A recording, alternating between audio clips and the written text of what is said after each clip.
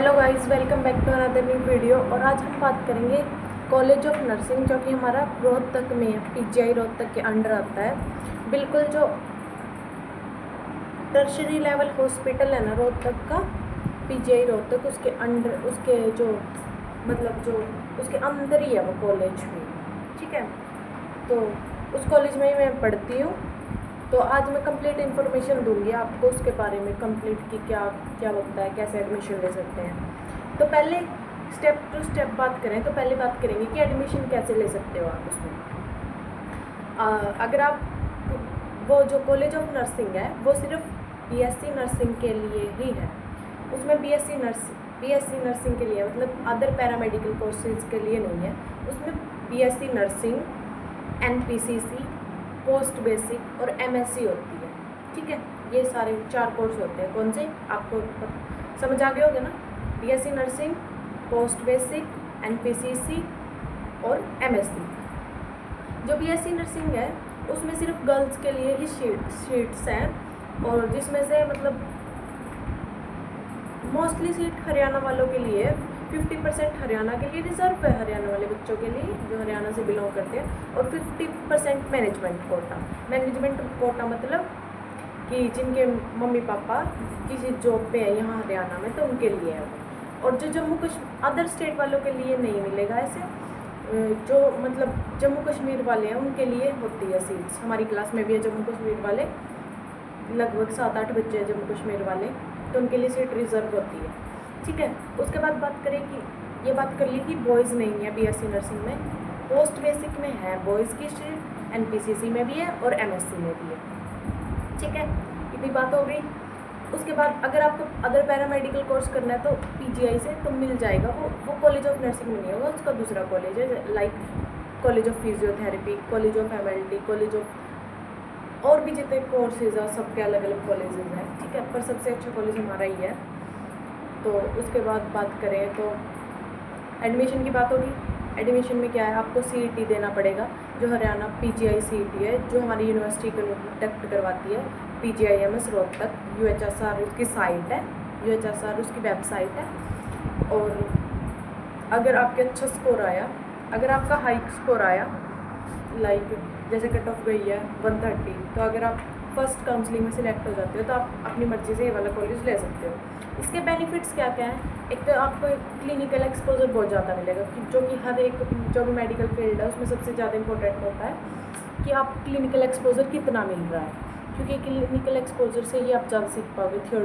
Theory से better आप clinically practical से ज़्यादा सीख पाओगे। इसका फर्स्ट बेनिफिट तो ये है कि आपको क्लिनिकल एक्सपोजर ज़्यादा मिल रहा है यहाँ इस कॉलेज में। अदर कॉलेज में लाइक सफीतो और डीटीयू करनाल, उनमें इतना क्लिनिकल एक्सपोजर नहीं है, क्योंकि वहाँ पर हॉस्पिटल नहीं है उनका खुद का, तो यहाँ पे खुद का हॉस्पिटल है। उसके बाद बात करें, ये बात होगी कि एडमिशन कैसे ले सकते हैं, सीट किस किस की है।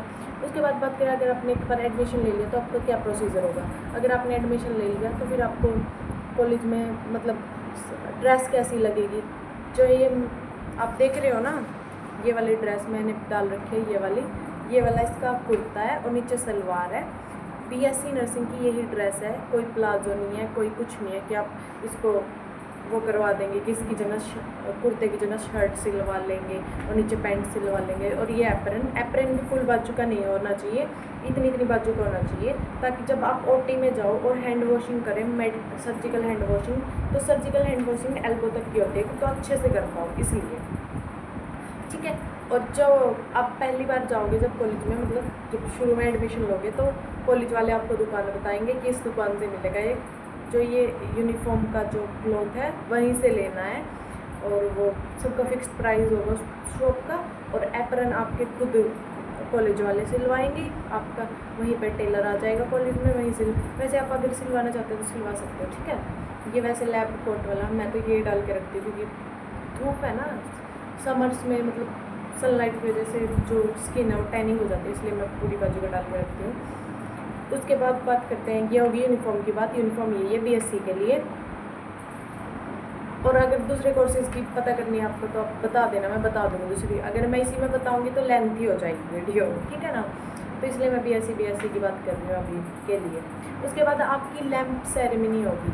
लैंप सेरेमनी में क्या होगा कि 1 मंथ बाद या 2-3 मंथ बाद, जब भी कॉलेज वाले को सही लगेगा, एक बार आपकी क्लिनिकल ड्यूटी लगने से पहले आपकी लैंप सेरेमनी होगी, लैंप लाइटनिंग सेरेमनी बोलते हैं। उसमें जो नाइटिंगेल है, अगर आपको नहीं पता नाइटिंगेल के बारे में तो बता देना वो भी कमेंट में। नाइटिंगेल हमारी एक मतलब जिन्होंने पहली बार मॉडर्न नर्सिंग का वो किया था ना, वो है नाइटिंगेल जी, ठीक है। उसके बाद 12 मई उनकी डेट ऑफ बर्थ है। 12 मई को नर्सिंग वीक भी सेलिब्रेट करते हैं, उसकी वीडियो भी आपको मेरे इस चैनल पे मिल जाएगी कैसे सेलिब्रेट करते हैं, ठीक है। उसके बाद ये बात होगी यूनिफॉर्म की और लैंप लाइटनिंग सेरेमनी की।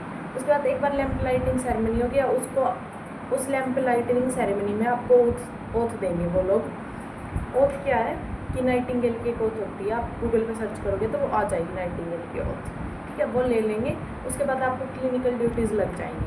क्लिनिकल ड्यूटीज़ में क्या, मैं कॉलेज ऑफ नर्सिंग की बात कर रही हूँ, यहाँ पे क्या होता है, ठीक है। आपकी क्लिनिकल ड्यूटी लग जाएंगी। क्लिनिकल ड्यूटी कैसे लगेगी कि जैसे पहले शुरू में आओगे तो आपकी सुबह क्लासेज होंगी, फिर शाम को आपकी 4 बजे तक, क्योंकि कॉलेज का टाइम 4 बजे तक ही होता है, 4 PM, तो 4 बजे तक आपकी क्लिनिकल ड्यूटी लगेगी। और 1 से 2 हमेशा आपका लंच ही होगा, लंच ब्रेक 1 से 2, ठीक है। उसके बाद वो आपकी क्लिनिकल ड्यूटीज़ है।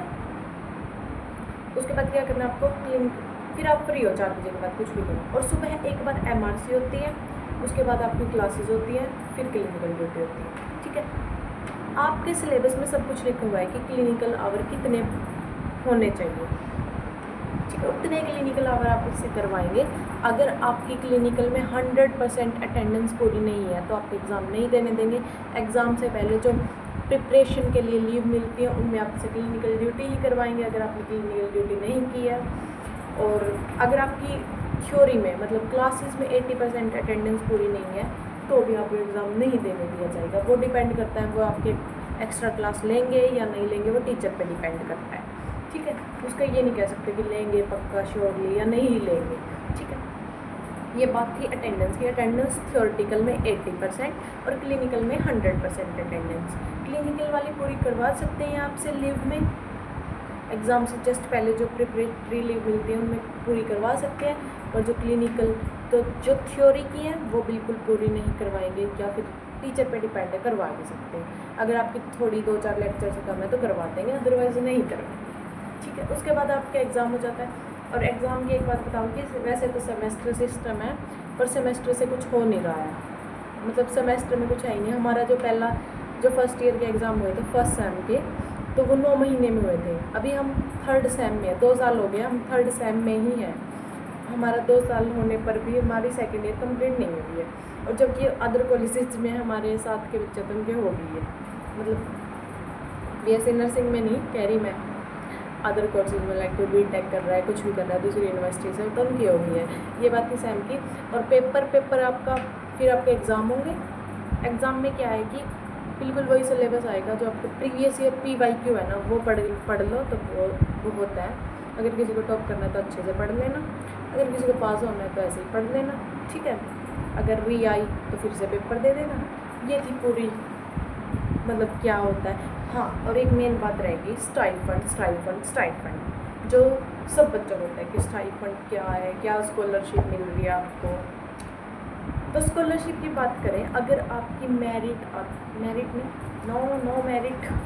अगर आप यूनिवर्सिटी में टॉप करोगे किसी ईयर और आप किसी भी कैटेगरी से नहीं हो, मैं जनरल वालों की बात कर रही हूँ, या जिनकी इनकम बहुत आई है, एक डिपेंड करेगी आपकी स्कॉलरशिप इनकम पे, एक आप कौन सी कैटेगरी से आते हो। अगर आप कैटेगरी से भी आते हो और आपकी इनकम हाई है तो भी आपको स्कॉलरशिप नहीं मिलेगी। कौन सी स्कॉलरशिप फॉर BC और स्कॉलरशिप फॉर SC, 2 तरह की। ये कहाँ मिलेगी आपको ये स्कॉलरशिप, जो हमारी वेबसाइट है UHSR.com, उस पर आप जाओगे तो अलग से पोर्टल, नहीं उस पर नहीं मिलेगी वो मिलेगी आपको छात्रवृत्ति पे। आप टाइप करोगे गूगल पे तो छात्रवृत्ति.com आएगा। हरियाणा की जो हर स्टूडेंट UG स्टूडेंट को मिलती है, जो UG PG सबको मिलती है, वो उस वेबसाइट पे सबको स्कॉलरशिप मिलती है। उस वेबसाइट का नाम है छात्रवृत्ति। उस पर आप चेक करोगे तो डिफरेंट तरह की स्कॉलरशिप मिलेंगी। पर जो हम नर्सिंग वालों को मिलती है वो सिर्फ वो स्कॉलरशिप है। अगर कोई BC से है या SC से हो तो scholarship for UG scholarship for BC student, UG scholarship for SC students, ठीक है। और अगर आप बहुत ही पढ़ने वाले और आप यूनिवर्सिटी में टॉप कर गए तो आपको एक स्कॉलरशिप और मिल जाएगी, मैट्रिकुलर्स के नाम से है, वो मिल जाएगी। अब बात करते हैं स्टाइफंड की, ठीक है। स्टाइफंड में क्या है, स्टाइफंड ही है। स्टाइफंड मिलता है आपको क्लिनिकल एरिया जाने के लिए। आपकी जो MRC होती है सुबह या फिर कई बार शाम को भी होगी, जब आपकी शाम को इवनिंग ड्यूटी लगे, तो जितनी उस MRC में आपकी अटेंडेंस होगी उसके हिसाब से आपका स्टाइफंड आएगा। फर्स्ट ईयर में स्टाइफंड आएगा 500 रुपये, सेकेंड ईयर में 700 रुपये, फिर 1000 रुपये थर्ड ईयर में, फिर 1500 रुपये, ऐसे आएगा।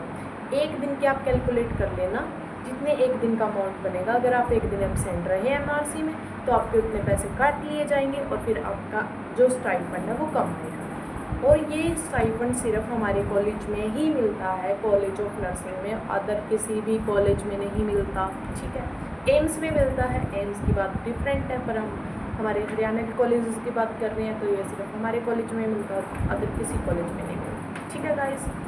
तो ये बात थी हमारे कॉलेज की। अगर आपको कोई भी डाउट हो, कुछ भी पूछना हो, मेरी बात कुछ समझ ना आई हो या मैं अच्छे से ना बोल रही हूँ तो आप कमेंट करके बता देना, ठीक है, या फिर पूछ लेना।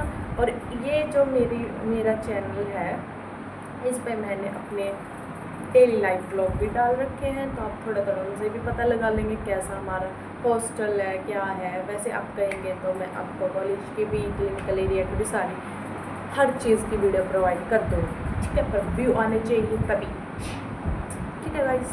तो अगर आपको चैनल ही वीडियो, वैसे चैनल भी अच्छा ही है, अगर आपको वीडियो अच्छी लगी हो तो please like, share, subscribe my channel and comment on my channel.